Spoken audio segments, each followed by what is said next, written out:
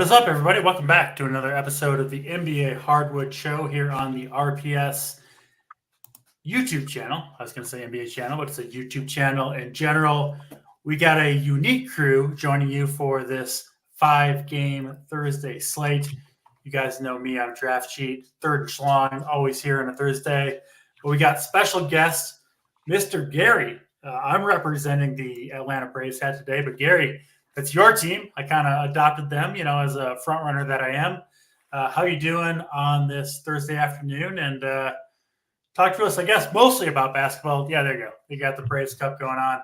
Gary, how you doing on this Thursday afternoon? Good. I completely forgot that I was filling in for AP today. He's making the drive towards you, Colorado, this weekend for his daughter's dance competition. So you literally texted me, and I was like, oh, crap. Give me 3 minutes. I was doing other crap, and I had to make my way here to find some winners tonight. Interesting slate tonight for sure. Yeah, you might not have been prepared for the start of the show, but I know you're prepared for NBA in general, Gary. I see you in the streets. You do the playbook for us a bunch of times over at RPS. Did you do it today? Did you have the playbook duties? Yeah, so you're – No, okay. I do it Monday, Wednesday, and Friday. I think Bobby has it on Thursdays, Glock on Tuesdays. And awesome. Yeah, but you're absolutely dialed into the NBA. We know Third and Schlong is dialed into the NBA each and every day. And Third, I'll ask you how you're doing today. But first, I know for sure you're an Onyx highest level DraftKings VIP member. What are you using your credits on? Are you going with the cold plunge, the trip to the Super Bowl? We got to get the word on the street from a high stakes DraftKings player, Mr. Bryce Morrow. I don't really have tons of interest in the Super Bowl. I've been to some pretty big games. My fiance liked the spa package, so we might actually do that. It's like $4,000 a night. So it's actually like you're actually not giving up tons of value. You get a couple thousand in air credits. Last year I went with watches. I got myself and my fiance one, and they were really nice, but the brands they were with last year, I liked a lot more. So I think if you're like one of the nerds that wants to do the math on it, I think the sneakers are actually like the highest value, like resale wise. But I mean, I'm never getting sneakers. That's more of like a big T type of thing. Kaika and I were doing our ins and outs list for 2024, and we had cold plunges as an out. We absolutely hate the cold plunge trend, and I think one of our ins was taking a cold plunge of a tub filled with booze. So there we go. Put a ton of beers in the tub and take a bath that way. I already ranted about this on Twitter, so I won't continue too far on here. But like paying, the equivalent of what, like $6,000 to $10,000 for a cold plunge tub. I mean, the credits are about $2,500 each this year. So you got to pay $4,000 for that. So I mean, it makes no sense to me. You can fill your tub with cold water and ice cubes, which I've done plenty of times here in my mom's basement, and it works just as well as the cold tub. It just doesn't make sense to spend the credits on that. But we won't go too much farther. It is a 5-game slate. We had at least a few minutes to bullshit around before we dive into this one. With that, let's get to the first game of the night. We'll go game by game, as we always do on the show. Chicago and Toronto. Chicago favored by 2 in this one, 228 total. Both these teams it seems like, figuring out their rotations to some degree. Obviously, the Toronto situation with all the trades has kind of thrown their rotation into chaos, which makes it a little hard to decipher, but I also would argue makes it more valuable if you can get it right, Gary. So we'll see. Toronto, Jordan Nwora, Bruce Brown, and Kira Lewis are all questionable to play. I'm not sure status of those guys. Jacob Poeltl going to miss this game, as will Otto Porter. He's been out pretty much the whole year. And then Chicago, at least for now, standing pat. They kind of got a big 4 now with Kobe White added to Levine, DeRozan, Nik Vucevic. A somewhat moderate low total in this one. Let's start, though. We only got 5 games to choose from. What are you seeing, Gary, Chicago and Toronto?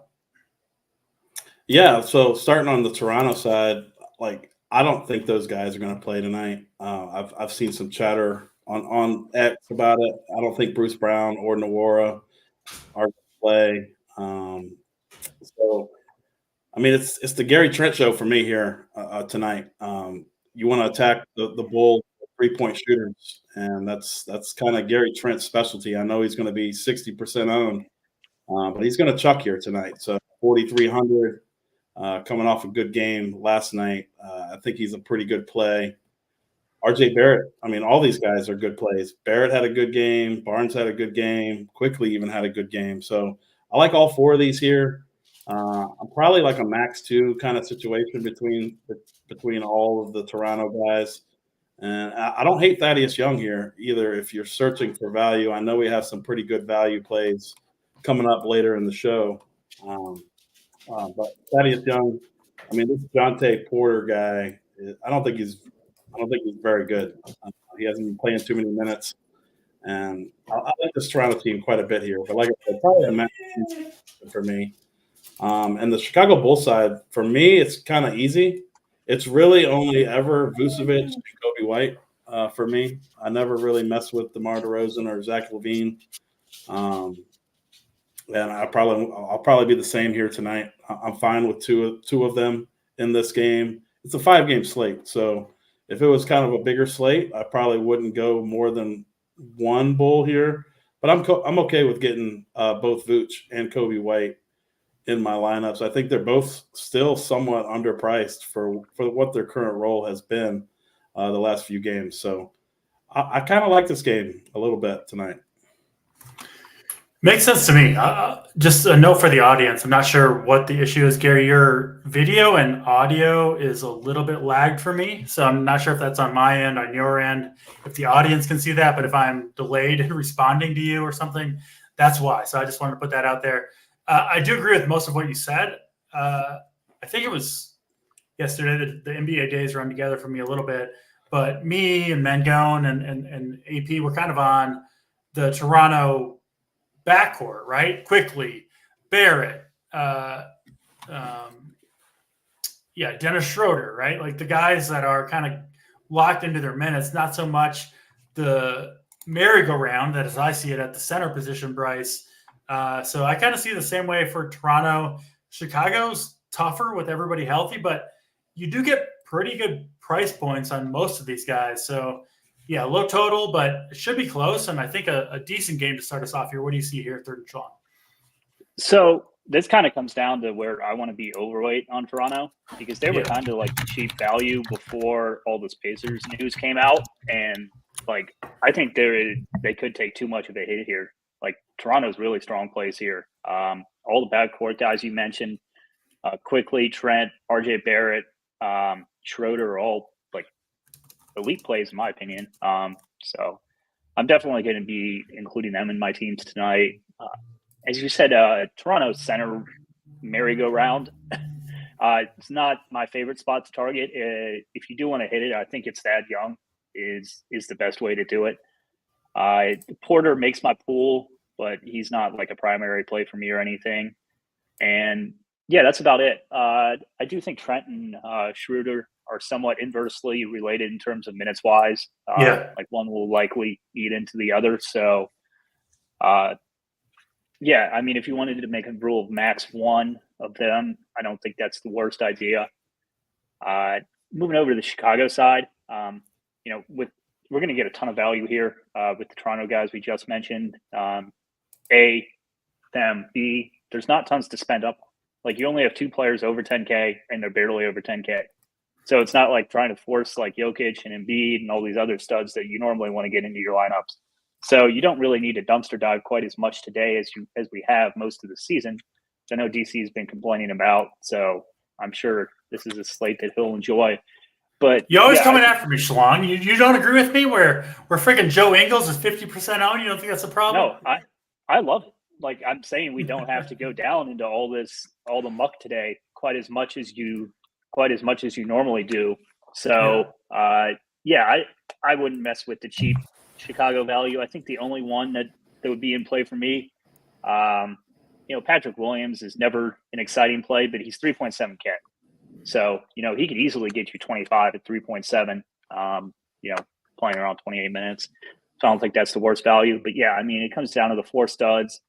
I think rule of max 2 on them is pretty solid. Vooch, DeRozan, Levine, White.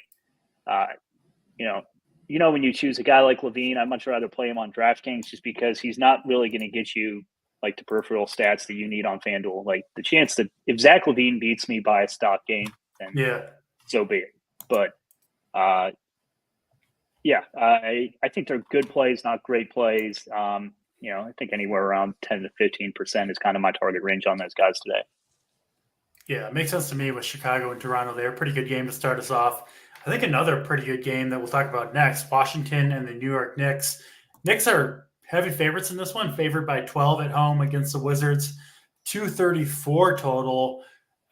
We do have mostly healthy teams, the one exception being Daniel Gafford is out for this game for the Washington Wizards, which is interesting. I believe this is the first game that he's missed since kind of the trades for the Wizards, Gary.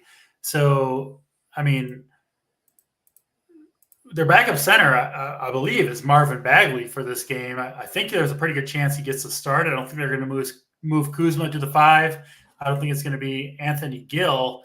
So Bagley at 4K makes a lot of sense. Not the best matchup by any means against the Knicks, but, I mean, you got to consider him given the situation. And then one of my favorite plays on this slate, he often is one of my favorite plays, is Jalen Brunson. I'll get into him a little bit after you guys give your take, but I do feel very, very strongly about a big Brunson game in this spot. Gary, talk to us. Washington Wizards, New York Knicks. Yeah, so I'm definitely expecting Marvin Bagley to jump right in here and get the start and play a pretty full load here. I think we see him at 30 minutes. I don't see why he wouldn't play 30 minutes. If he plays well, I think he gets 30 minutes. I don't think it's guaranteed. But Anthony Gill is just terrible. Yeah. I mean, he's awful. I mean, they do have Patrick Baldwin, too, that they could play. This is kind of the team that I follow. I'm not really an NBA fan like I am in baseball and football, but this would be my team, so I kind of follow them. I do follow them a little bit. It pains me to say that because they're just terrible. But yeah, Marvin Bagley, I mean, he's going to be one of the most highest owned players on the slate. Center only is a little hurtful. I wish he had some power forward eligibility, but again, I mean, if he had that power forward eligibility, he'd probably be 60% owned in this spot at only 4K. And while, like you said, it's not a great matchup here for him. I mean, this is a price play, and he's projected to play 28. I'm seeing 28 to 30 minutes across multiple sites. So I definitely am in on Bagley. Not really in on anybody else here for the Wizards. I mean, I guess you might be able to always include Jordan Poole if you're into that kind of thing into your player pool. I'm not into Jordan Poole. Don't like him here. Deni Avdija is probably the only other guy I will include in my pool from the Wizards here tonight. Coming off a massive game, last game, I believe. He's hit or miss, up and down like a yo-yo, but he can definitely get you 40 DraftKings points, which is kind of what you're looking for at his price tag. So yeah, definitely those two guys for me on the Wizards. And the Knicks, like you said, I mean, this is the dream matchup of dream matchups for like all 3 of their studs here.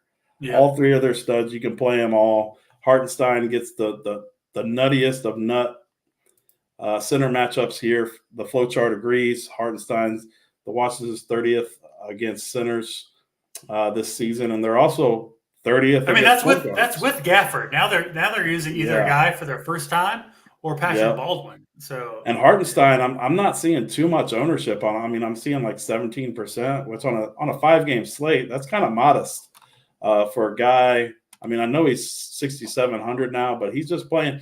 Tibbs plays his guys into the ground and into blowout. Like they'll play these guys until like 3 minutes left to go in the fourth quarter, even if they're up by like 20 points. So, I mean, I think you can play two of these guys. I mean, Brunson has just been incredible this season.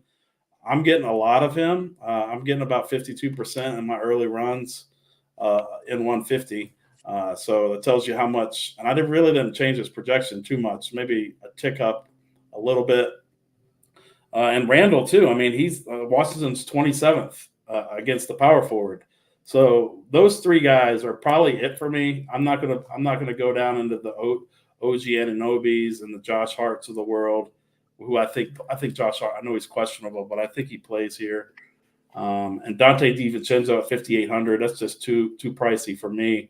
And the rest of these guys are just I can't do it. So I'm just going to stick with the top three guys here, and I'm okay with two of them. I probably wouldn't play all three together.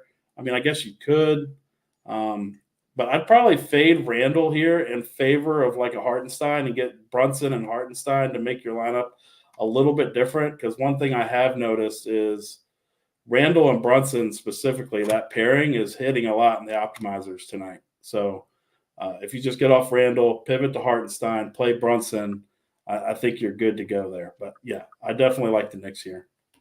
Yeah, I agree with all those takes. And, yeah, I mean, Hartenstein, he does seem expensive, Bryce, at 6,700. But, man, the minutes that Tibbs is playing him, and I know, like, listen, I was a Timberwolves fan for a long time, including a season ticket holder for all the years that Tibbs was coach there.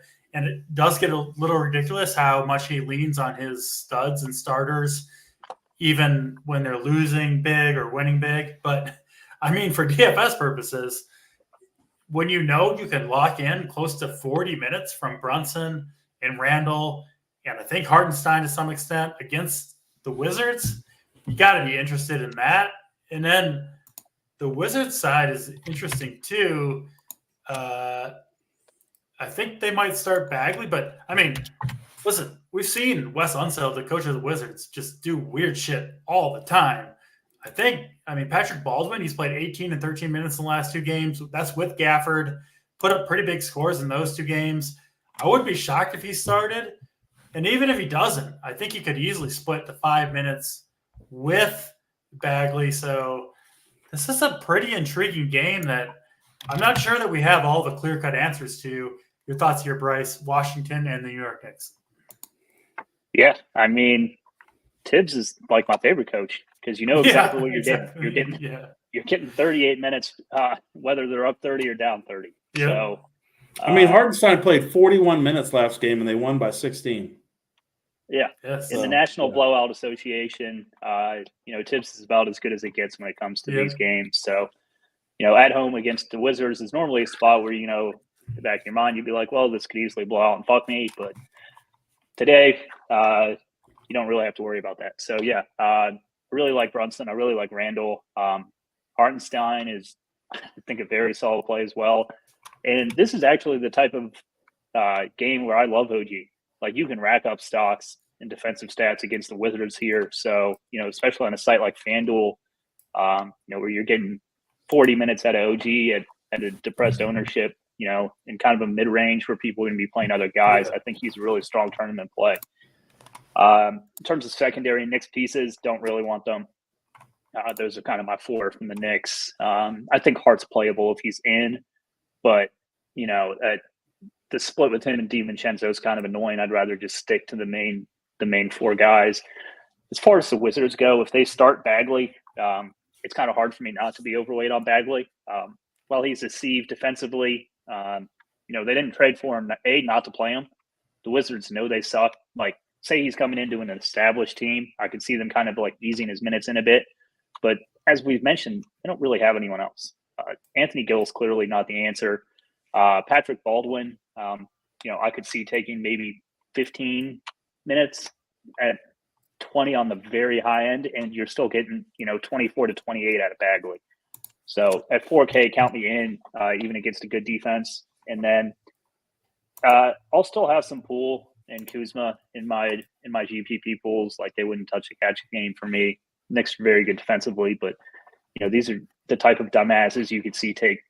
If you told me Kuzma shot 30 times in Madison Square Garden, like, would you be surprised? That I really wouldn't. So I'd leave Poole and Kuzma in there too, but they're not like elite plays or anything. Yeah, I think we're all mostly on the same page here. A couple questions from the chat. Steven says OG has played 43, Yeah. 44 minutes the last 2 games. That's not a question. It's just a fact. And it's not surprising knowing Tibbs. I mean, I think you have to project OG for like 40, 41 minutes or something, which is just nuts. Nobody else is that high, but I do think he gets there more often than not. And for a guy who can do a little bit of everything, obviously at 6K, in this matchup, he's in play like that call, Bryce. And then BG3 asks, how high is Bagley ownership? What do you guys think in the, let's just say the flagship 15, what is it, $18? 30% if he starts. I think it'll be a little bit higher than that. Yeah. Yeah. I could see I think 35 40. I was going to say 40. Yeah. I mean, he's always been a really good fantasy point per minute producer, and people know that. And they see him starting at 4K with the minute projection. They're just going to slam him in. Yeah. I'll be honest, I'm a little torn on Bagley. Playing 5 lineups tonight, and I'm probably going to play him on 2 or 3. Kind of split the difference right there, kind of get with the field. I could see him going off for 40 fantasy points in this game. I could also see him just getting owned by Hartenstein early, right? Gets in foul trouble. Wes Unseld Jr. just doesn't play him. They get blown out, and he gets like 7 fantasy points or something. I think that is firmly in play too. So I really do think there's a huge range of outcomes with Bagley tonight. I do think if you're playing multiple lineups, you want at least, I don't know, I would say at least 30% Bagley up to, Bryce, it sounds like you're maybe a little bit higher. Or Gary, maybe you want more of him than the field, which I totally get. I just see not as clear a path to certain value as maybe some people do. It kind of depends what everyone does with waiting for the Pacers news. With Nembhard downgraded too, you could just see this be a total shit show game from the Pacers where Carlisle's going 12 deep and everyone wants to lay into them, and you don't really know who's going to play, and it just ends up being everyone plays 25 minutes type of situation, and the game's not quite as good as people think. 100%. That's Washington and New York. Let's move to OKC and Utah next. This one expected to be close. We've seen Utah play much better basketball over the last month or so, especially at home. And you can see that reflected in the line. They're only 3-point dogs. So one of the best teams in the league, the OKC Thunder, 244 total in this one. So a lot of points expected. Should be a fantasy goodness type of game. Utah they have been for a while, which I'm sure has contributed to their better run of play. Pretty much healthy in this one. OKC, only a couple, reasonably important guys questionable. Dort and Trey Mann. Should be mostly a healthy game between these two teams, and should be a closely contested, high fantasy output type of game, Gary. What do you see between OKC and Utah? I see 2 teams that are going to run up and down the floor all night long, and that makes me want to just lock in SGA. I mean, this is a perfect game environment for him to thrive in. He's on the float chart. The Jazz, while they have been playing better recently, they're still giving up the 5th most fantasy points to point guards on the season. SGA, I'm seeing 16% ownership on him. Sign me up for that. He's probably he's in the top 2, put it that way, of studs on this slate. I like him here a lot. But yeah, so I'm going to be jamming in SGA. I think you can play Jalen Williams here too. Just a really good young player. I think you can play Lou Dort even at 5K. He's not really an exciting play, but he can rack up some stocks here for us if you need to. But those 3 are probably my primary guys. Chet is always in play, although he hasn't really shown the upside that I like to see at his price tag. I want to see 50s at 7,800. I don't think that's in the cards for him here tonight. So I'm probably out on him here tonight. Same with Giddey. Giddey's 6,200. And then the rest of these guys, they play so many dudes. I don't like playing roulette with the OKC value. Now, if Dort is out, I would probably have interest in maybe like a Cason Wallace, who's probably going to be one of their primary on-ball defenders at that point. He could even start. Who knows? So watch out for that news. But for me right now on the OKC side, I'm just mainly focusing in on SGA here. Really like him here in this spot. And on the other side, this team, I don't know what it is. Over the last 10 games, I'm looking at it right now. Their offensive, they have the 4th best offensive rating in the NBA. OKC's 3rd, by the way. So there's a lot of offense that's going to be, a lot of points going to be scored in this game. OKC, they play like 10 dudes. But Lauri Markkanen is always number 1 for me on this team. He's 8,300. We saw DraftKings lower the prices a little bit on these guys yesterday, and it looks like it's continued here tonight. So Lauri Markkanen is like probably one of my favorite plays here on the Jazz. You can play the Jordan Clarksons. John Collins is popping a little bit for me in the optimizer. I don't know how I feel about that. He's 5,500.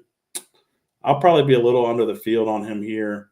But I do like Colin Sexton just a little bit. I have interest in probably 5 or 6 of these Jazz guys. Keontae George, Fontecchio, probably no thanks. Kelly O, probably no thanks. But I think you can play 2 or 3 of these guys. Probably just 2. But this game, like I said, it's going to be so many points scored in this game, and you might need it at the end of the night. I think it's the highest total on the slate by quite a bit. Maybe Indy Sack is right there with it. But anyways, I like this game a lot. Yeah, pretty much a dead heat between Indianapolis and Sacramento and OKC, Utah. An interesting game here, Bryce. I think we know kind of the rotation to expect from OKC, and I honestly haven't played that many Jazz guys during this run, partly because they've been so healthy. It's a little bit of an oxymoron, I think, because they've played better because they're healthy, but it's been hard. In NBA DFS, obviously we roster the guys that generally are underpriced due to an increased opportunity. The Jazz haven't really had that, but at the same time, their prices have been held in check. We've seen, I haven't played them, again, I admit it, but if you've played a lot of Sexton, Keontae George, Chris Dunn, Jordan Clarkson, right? The reason I haven't played those guys is because there's 4 guards competing for 2 or 3 spots. But, man, if you look at the game logs, all 4 of them are kind of going off, or at least needing value on a regular basis. Clarkson, the most expensive of the bunch at 6,800, but this Jazz team seems like they've figured something out and might be not too late to jump on this train. What are your thoughts on the Jazz and the Thunder? Bryce, go ahead. So we'll start off with the Jazz. It's like the joke at the start of the season that we had is like, if you want 30, John Collins will get you 25. If you want 35, John Collins will get you 25. But, even from him, you've seen these spike games where, he's grabbing, getting a double-double and getting you 40 fantasy points out there. So, I think you can take some chances on these guys. And they've gone under own simply because, as you said, there's a ton of pieces. Like the Jazz rotation. There's no clear answer, right? But it's every night. So several of them are getting there. So people will avoid them. Like, say you're hand building 5 teams. Like, I probably wouldn't hand build in any Jazz. But, if I make 150 teams, you keep the Jazz in there and, you play them at like 10%. You're going to be over on them and, just hope to have the right combination with them. I'd be lying to you if I said I had any more insight than to break it down other than like having Lauri at the top and then everyone else kind of down below. But, that's kind of how it is. Just mix and match them. I think the Thunder situation is pretty interesting. If Dort's out, I think Wallace and Isaiah Joe become pretty strong plays, especially whichever one of those 2 would start, that likely go overlooked for some of this Indiana value later. So I would want to be over on them. I definitely want to be over on SGA tonight. I think he's the best play on the board. Him and Sabonis are kind of like 1A, 1B, but give me SGA here. Chet. In theory, he has tons of upside. We haven't seen it recently. Those are kind of the guys I like to hop on in tournaments. Jazz can give up some huge games to players, and Chet's always in store for like a massive stock game. So especially on FanDuel, I'd want some shares there. Jalen Williams, he's going to be in my pool. I think he might go a little over-owned simply because he's been playing such good ball recently, and his price is starting to reflect that. The guy's just a really good player. But yeah, it's going to be a late swap night for sure, with the Pacers starters and the Dort stuff. So just be ready to be by your computers around what. Well, I guess the Pacers game's at 10 and this is at 9, but you have a nice hour and a half break or hour break or so. Yeah, OKC Utah is one of those weird games where it's like almost everybody is in play, and nobody is like a must play. So it is one of those nights where you're gonna have to swap around based on how your early players do, based on the news. And of course, over at Run Pure Sports, we have you covered absolutely everything you need, core plays. And more importantly, at least for NBA, as the night progresses, you have questions, you can get in the Discord, you'll get answers, opinions from coordinators, from members, from everybody else, trying to get you to the winner circle at the end of the night. I know the members are appreciative of that. So if you haven't signed up for Run Pure Sports, if you're watching the show, I can't advise you strongly enough to do so. You can use promo code New Year to get 15% off your first weekly or monthly payment. Two more games to talk about. They are both in the 10 p.m. Eastern time window, the two final games of the night. First one we'll talk about, both these games, I think very interesting. Indiana and Sacramento will go first, though. 245 total in this one, very high. Sacramento favored by 8. Not a ton of news, or honestly really any news on the Sacramento side. We should see their normal rotation out there. The Indiana side, though, is kind of all over the place. Obviously, they just made the trade for Pascal Siakam. He is not going to be available for this game, nor will his number one running mate, right? I mean, I think Indiana going forward, Gary, is going to be a lot of Halliburton and Siakam. I think that's the plan for this team, but neither guy is going to be playing in this one in a very, very high total against a Sacramento team that's a good team, doesn't play a lot of defense. Problem is, a lot of the other Indiana guys you might want to play are also questionable. Benedict Mathurin, Andrew Nemhard, Aaron Nesmith, Obi Toppin, all questionable to play in this one. I think 2 or 3 of those guys will probably end up playing, but it's the NBA. You never know for sure. So it's hard to break it. It's honestly, at least for me, hard to break this game down not knowing any of that information. But this should be a really good game for fantasy, regardless of who plays. So I do think you want probably multiple pieces, maybe on both sides. Gary, talk to me what you're doing with Indiana and Sacramento. Obviously, there's a lot of if-then scenarios here, but we got to try to break it down the best we can. Yeah, for sure.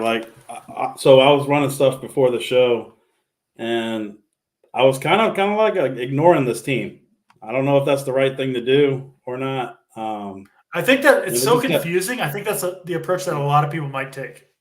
I mean, there's not really any ownership. I'm seeing some ownership on McConnell and Nesmith, but nothing on anybody else. I mean, I think like Toppin, I've read some stuff that he's probably going to sit tonight, and Nesmith probably is going to play. I've seen some of that. What about Mathurin and Nemhard both? Like, if they both sit, I mean, TJ McConnell is like a lock here. Like, I mean, sorry to cut you off, Gary. Just real quick. The note on Nemhard, he's questionable with a thoracic spine sprain. That seems like something that does not sound good. Maybe you would sit a game out with that. I don't know. Yeah. But then I'm seeing other stuff for. Oh, that was for Nemhard. You said Nemhard's with an ankle. Like, if Nemhard sits, McConnell's like the lock of all time, right? Yeah. What's that? Didn't Mathurin like sprain his ankle? He left the game and then tried to come back in the game, and then he left the game again. Something like that. I honestly think there's a chance that. Yeah, I don't know. I mean, so just based on him coming back in the game, like I would think he's going to play here. Like just based on what I've seen in the past, and I don't know. I think I'm just going to ignore the situation. I'm gonna have some Kings players in my lineups, and I might have, I'm gonna have 3 or 4 probably players from this 10 p.m. window on my team, so I'll have a little bit of flexibility, I think, to make some moves. But as of now, like, I'm just gonna ignore Indy until we get clearer news. Like the top end news, really, like him sitting really does, and Neesmith playing really does nothing for me. Like I think that's fine. There's nothing there, but the guards is really what I'm worried about. Even if one of them are out, I mean, TJ McConnell's going to smash.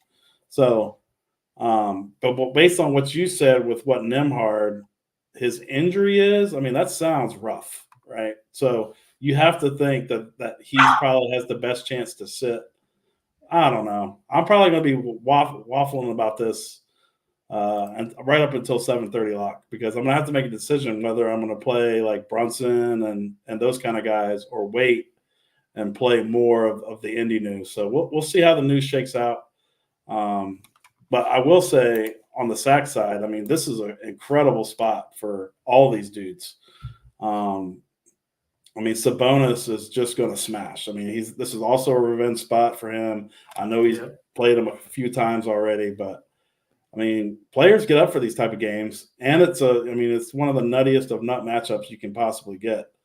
Fox has come alive the last few games, so I could see him putting up 50 DK points here tonight, and I'll take that at 9,100 for sure. And then one guy, Malik Monk, you can kind of always leave in your pool, but he's never really like a core kind of play for me. Keegan Murray is kind of the same way. One guy I do like here that's not going to be owned at all, I like this Sasha Vesnikov guy. I've seen the last couple games. He's given them – they're playing a really tight rotation. He's only playing like 18 minutes. He's like the third guy off the bench. I get it. But when he comes in, he's got like a 25% usage rate. Like, I mean, he's shooting the ball. And in this kind of game environment, at 3,500 – I'm seeing projections around 11 to 10 fantasy points and no ownership. I'm bumping him up to 18. He got 20 last game. Well, actually, the last 2 games. I just think he's going to chuck here. When he comes in, they're letting him do his thing when he comes in the game. And I think it's a unique opportunity to get off maybe like a Patrick Williams, who I think is a terrible play. Like I would never play a Patrick Williams type play that. He's coming off the bench. He's never a usage guy. Yeah, sure, he might luck box into 20 fantasy points, but I don't think he's going to get much more than that. Whereas Vesnikov, I think he can get to 30. If he's shooting the ball and he's hot and they ride him a little bit, he's going to get to 30. Those are the type of plays I like. So I'm definitely into Vesnikov here. And Sabonis. Sabonis and SGA are my 2 top studs. It's not even close. I'm going to try to jam them on my main team tonight. And I think we definitely have the value to do it. And Vesnikov is going to be my differentiator because he's not going to be owned like at all. Really like him here. I got to be honest. Vesnikov wasn't at least on my short list. Bryce, your thoughts on him? For me, at least, kind of talking through this game, I got to leave a spot open for TJ McConnell in case Nembhard sits. It was just about an hour ago. Nembhard was listed as questionable. They obviously have no more Bruce Brown. Halliburton is out. Like, I think if Nembhard is out, McConnell just goes off for like 50 plus, like most runouts in this game. So I got to leave a spot open for him and then pivot, right? If I have to late, that's kind of my take here, or my strongest take on this game. But really interesting game here. We still got Minnesota-Memphis to talk about, which I think is an interesting spot too. But go ahead, Bryce. Your thoughts on Pacers and the Kings here? I think that you should leave space for these guys for sure. Yeah. And just kind of late swap it in. Like if there ends up being a ton of indie value, like I'll likely have no Vesnikov, but like say we don't get the indie value that we're looking for, you're going to need some cheaper players. So like having plan Bs is not a bad idea here. I kind of think that Nembhard sits. Midday downgrades are never a good thing. So I always kind of assume midday downgrades are out. I think he's going to sit. That's my guess. Yep. My guess would be Nembhard sits and Buddy Hield plays. Or sorry, not Buddy Hield, Benedict Mathurin. Regardless, I like Buddy Hield in this situation. I think you're spot on with the guy you really want here is TJ McConnell, though. This could be one of those Pacers games where, Rick Carlisle tries to play everyone about 30 minutes. And if TJ McConnell plays 30 minutes here, he's one of the best fantasy point per minute guys in the NBA. He absolutely smashes. So, my Sacramento exposure will probably be determined by that a bit. Like if we get the Indy guard value in TJ McConnell, that's just going to naturally lead to less De'Aaron Fox in my lineups and more Domantas Sabonis. So if you don't get it, I'll end up with a little more Fox than Sabonis, and I'm totally fine with that because I like both those plays here on the Sacramento side. It's kind of a tough game to break down before we have the news. I'm hoping we get it before the OKC Utah game, just so you can kind of plan ahead a little bit better. Because it'd be nicer if these games were at the same time. You also get Memphis and Minnesota, which is not a bad game next to target either. So, at least there's another game at the same time. But yeah, Sacramento studs here, Indy value. Make sure you leave some spots open for them. I wouldn't not play any of these guys we talked about early. But 3 roster spots should be able to do it. Maybe leave 4. If you're hand building your teams, just so you give yourself options. Yeah, I think a decent solution, just a 1-for-1 solution. You can roster Buddy Hield, swap to TJ McConnell if Nembhard is out. Again, you can go further than that with the swaps, but yeah, if you're in on the early games, that's certainly a decent way to go about approaching the Indiana-Sacramento game. Let's get to the last game of the night, though, Minnesota and the Memphis Grizzlies. Low total in this one, sitting at 214. Minnesota favored by 12 to 13 points. I'm a Wolves fan. They're playing awesome. They're the number 1 defense in the NBA. It's really kind of crazy to say, but it's not really up for debate at this point, at least by the numbers. They've been incredible. Memphis, though, they've just had so many injuries that they're in play too, because they've lost Marcus Smart, John Morant, Derrick Rose, Desmond Bane, Jake LaRavia, Steven Adams, Brandon Clark, right? 7 of the 9 guys that would be getting the most minutes for this team are out. And so we've seen Memphis kind of go to a youth movement here. My favorite play on Memphis, Gary, is Mr. Vince Williams. He's listed at small forward. You don't have to dig much further than NBAstats.com/passing to understand or watch the games, one or the other. I do both.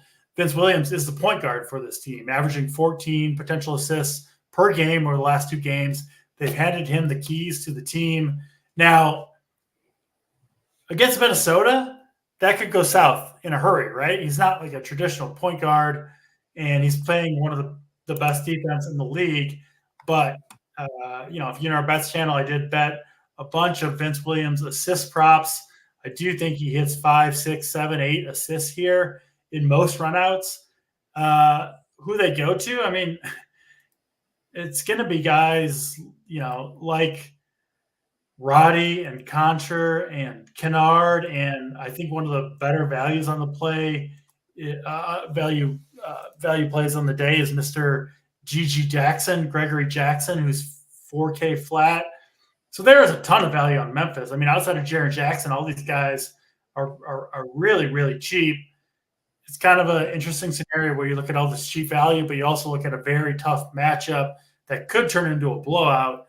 I think this game is interesting to cap it off. I know I'll be in the showdown streets for this one. Bryce, I've seen you in there. We've been battling it out for a few of these slates recently. Hope to see you up there again tonight.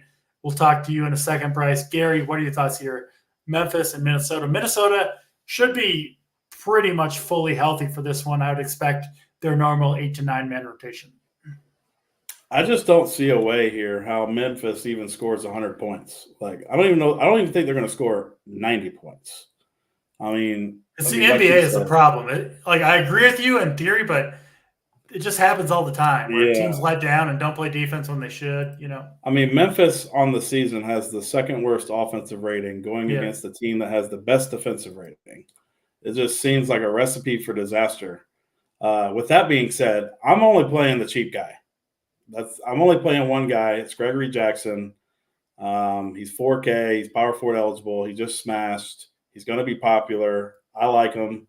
I mean, I like Vince Williams too. I just don't think this is the right slate for it for me personally. I like your bets. I tailed your bets this morning, FYI. So I do like Vince Williams, the player. I mean, come on, they're starting Luke Kennard and Vince Williams. Like, who's I think handling the rock? Gary. One of the reasons I like those bets is I think Memphis might just let Vince Williams play through a blowout anyway. Like who? I mean, that's true.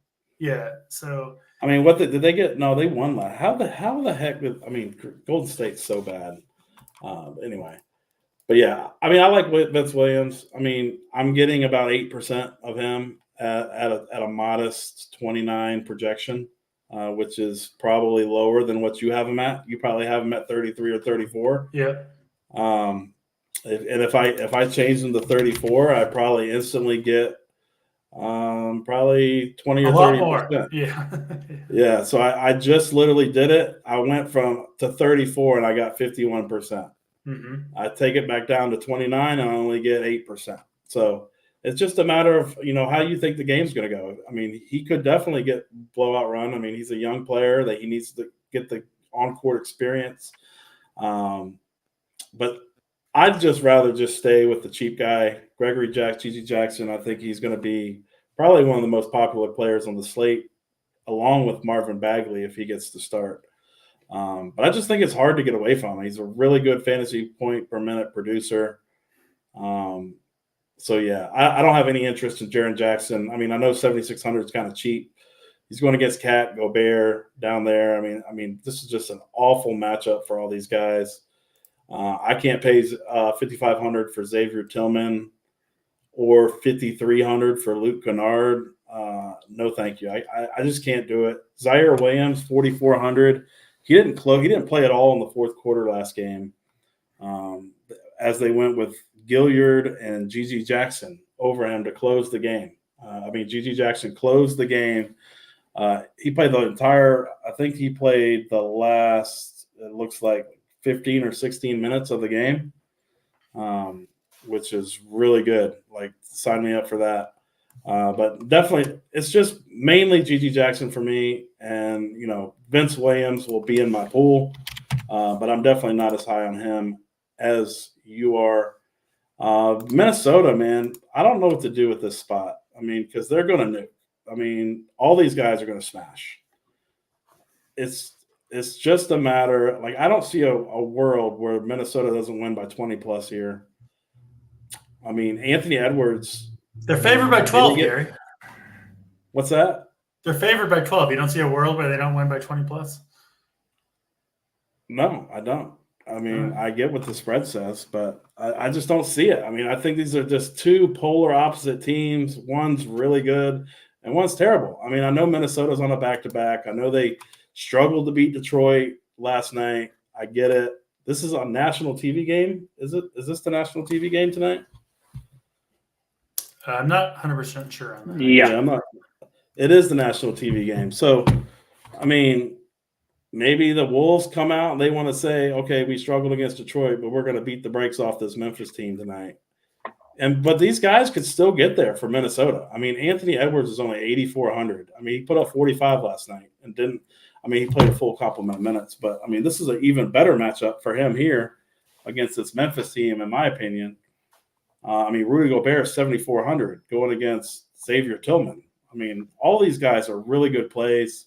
I just personally prefer SGA and Sabonis on this slate. I'm prioritizing them to get them in my lineups. So I'm probably going to be a little lower on these guys, although I don't feel good about it. So let's just say that. I get it. I honestly do get all those takes. A couple comments from the chat. I think Minnesota will rest players on the back-to-back. No, I don't think they will. I think Minnesota. Yeah, they came out and said they're good to go. Yeah, I don't think I'll be pretty surprised. I think something unexpected would have to come up, legitimately, injury or illness, whatever. So Minnesota should be a full go in this one. JJJ already has 2 fouls. I totally get that, Schlong, and I'll use this opportunity to transition to your take. And I do think Jaren Jackson has about as much downside as a player could have for a $7,600 player. But man, they need his offense. If you look at what he's done since these injuries, shooting 11 3-pointers per game. Obviously, he's got the stock, blocks, and steals upside. And I think I get Gary's take. This game could easily blow out. But, it's the NBA. These guys are professionals. Maybe Memphis gets hot from 3. If they do, I think we see several Memphis players get there in the end with flame emojis next to their name. I think a really interesting game here to finish this off, even if it doesn't appear to be by the spread and total and all that stuff. Go ahead, Bryce. Your thoughts here on Memphis and Minnesota. So this game is super dependent on the Pacers game for me in terms of who's going to be played and who's not. If we get tons of Pacers value, everyone's going to play the Pacers value and absolutely no one's going to play the Memphis value. If it works out the other way and all these guys end up playing for the Pacers, you could see a lot of people just shift over to Memphis. That would be a pretty big spread in ownership. Yeah. I like Jaren Jackson. Tournament only, obviously. He's got huge upside, man. At 7,600, he could easily go for 50, 60 fantasy points here. I mean, a 12-point spread to me indicates either the game's going to blow out and you get backdoor, say they're up 20, take all the starters out. You could still backdoor 12. You saw it happen with the Lakers game last night. I think it ended up on 13 after being up 25 with 4 minutes to go. Mm-hmm. So 12 shows some backdoor equity. It also shows that these Minnesota guys aren't sitting. The spread would be 8.5 if one of these guys was out, sure. Maybe even a little bit lower. So I definitely expect them to play. The Memphis value, I think Gigi Jackson's the best one of them. I like Vince Williams and Kennard some from the Minnesota side. It's kind of the studs and then everyone else for me. I'd go studs Minnesota side and kind of value on the Memphis side. Mm-hmm. In terms of showdown, I think I'd play 4 captains with Ant the highest. I'd rank them Ant, Cat, and then probably Jaren Jackson, then Gobert, but that's kind of close. I have it close to this, close to the same as that, Bryce. Yeah. Yeah. I'd only play 4 captains here. The pricing is super soft with some of this Memphis value there. So, I wouldn't have to go cheap captain in showdown. Yeah, I think there's plenty of cheap plays in play, but yeah, I agree. I think you want to stud in showdown if you're going that route. That is all 5 games on the slate. But despite the hurtful likes, hit the like if you haven't done so already. We haven't begged for you on this show. It's not really my style, but please do so if you can before we get out of here. We will do the plays of the day regardless of the low like count. So we'll start with you, Gary, your play of the day on this 5-game NBA slate.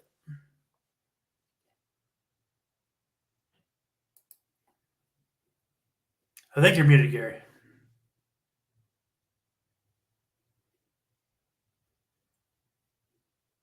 Bryce, can you hear? No, I think you're on mute, buddy. What a rookie move. I even had all this planned out. I had the saying, and I can't say it again. You have to. Nobody heard a word you said, so you got to say it again. SGA is my play of the day today. He's going to smash. He's going to get 70 DraftKings points tonight. 70 DraftKings points from SGA for Gary. Makes up for the mute button with the 70 burger. Let's go to you, Bryce. What do you got for the play of the day? I'm just upset we didn't project him at 69. But give me Julius Randle with 40 minutes against an absolutely awful interior Wizards defense, especially with Marvin Bagley starting. All right. Love that call with Mr. Randall. I've got a few I could go to, but I will go to the last game of the night. I'm going Mr. Vince Williams for the Memphis Grizzlies. I think he runs the show for this team, gets us 7+ assists to get the bets home and gets us 40+ fantasy points to get us home in DFS as well. That'll do it for this Thursday show. We'll be back same time, same place tomorrow. Appreciate Gary joining in on the show. For Third and Schlong, Mr. Bryce Morrow. For Gary, I'm DC, and we'll check you next time.